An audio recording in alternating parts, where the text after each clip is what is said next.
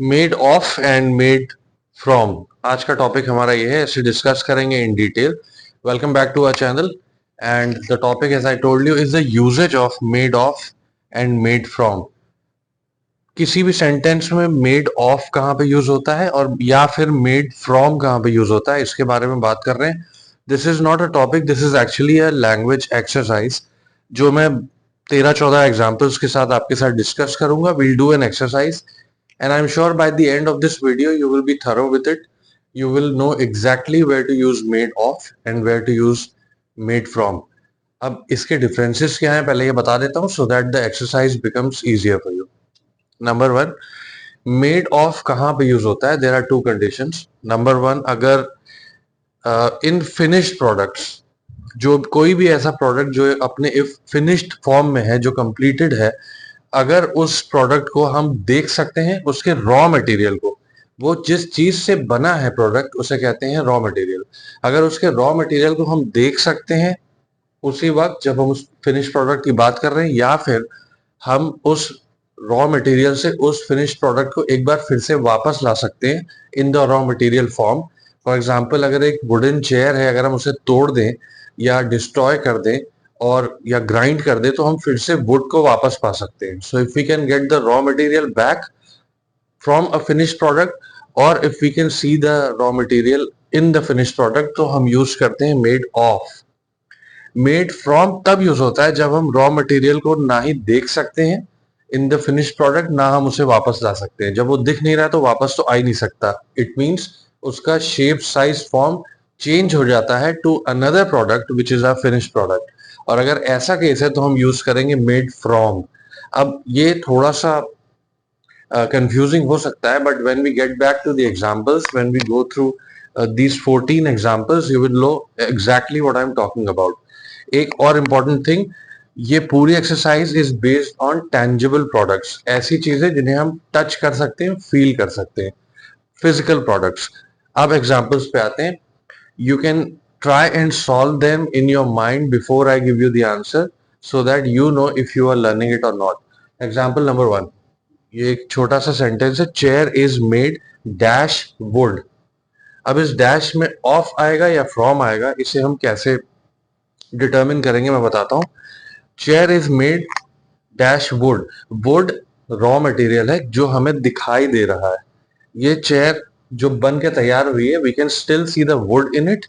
और अगर हम इस वुड को तोड़ते हैं या डिस्ट्रॉय करते हैं तो we can get the wood back.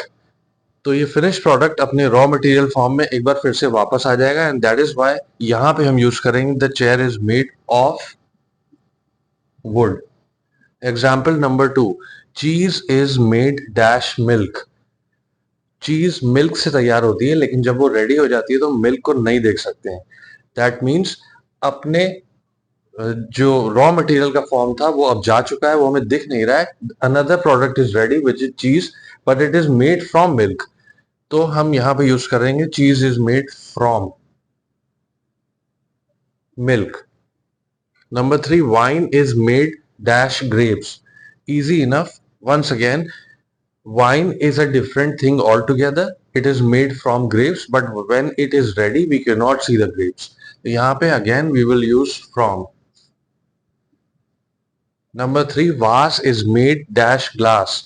एक वास जो ग्लास से तैयार हुआ है, जब वो अपने रेडी फॉर्म में आता है फिर भी वो एक ग्लास का ही होता है, and we can see the glass. So we will be using of. Vase is made of glass. Number 5, a ring is made dash gold. जब एक गोल्ड रिंग तैयार होती है, it is still in the form of gold. अगर हम उसे melt करेंगे तो हम फिर से गोल्ड वापस पा सकते हैं। We'll again use of. Number 6, a house is made dash BRICS.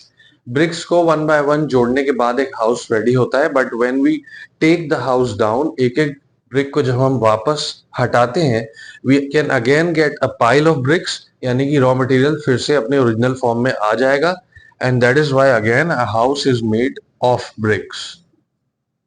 Number 7, cake is made dash flower.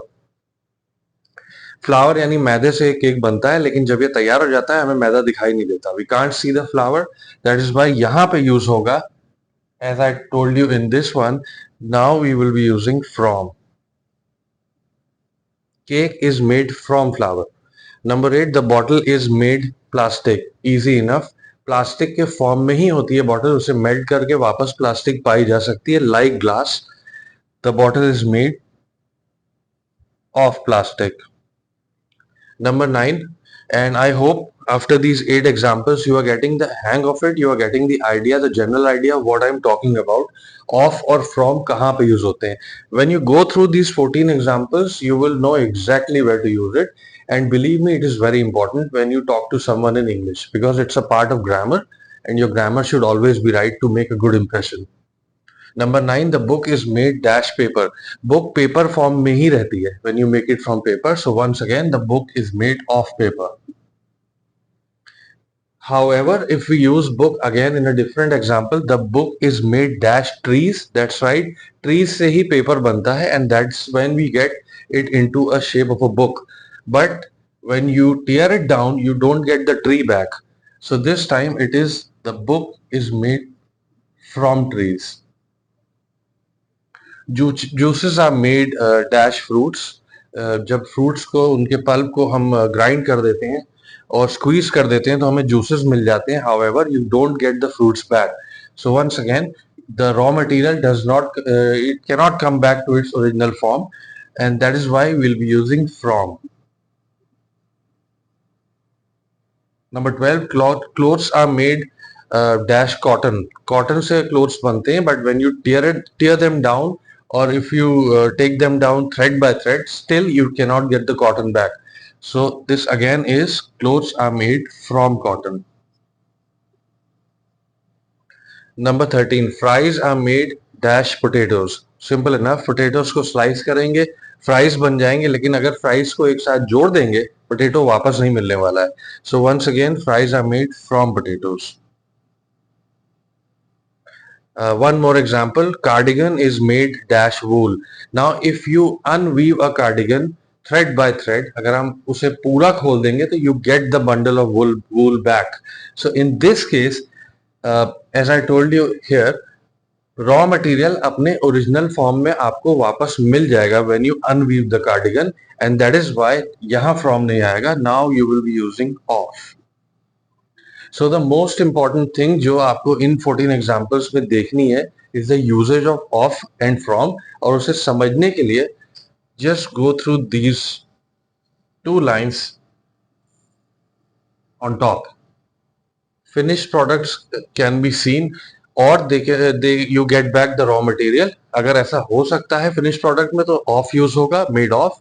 अगर रॉ मटेरियल अपने ओरिजिनल फॉर्म में नहीं आ सकता और आप फिनिश प्रोडक्ट में रॉ मटेरियल को नहीं देख सकते हैं, then you will be using made from. I am stepping aside, go through these 14 examples. इसका एक स्क्रीनशॉट ले लीजिए, you can go through it later on. और अगर इसके अलावा कोई और एग्जाम्पल या कोई और चीज है जहां पे आप मेड ऑफ या मेड फ्रॉम के यूजेज को लेकर के if you are not clear, leave it in the comments. I will get back to you. I am looking forward for more comments so that I can clear your doubts. I believe this helped you, because if you apply it in your day-to-day conversations, it is definitely going to improve your conversation. So thank you for watching this video, and we will be coming up with the next one pretty soon. Thank you.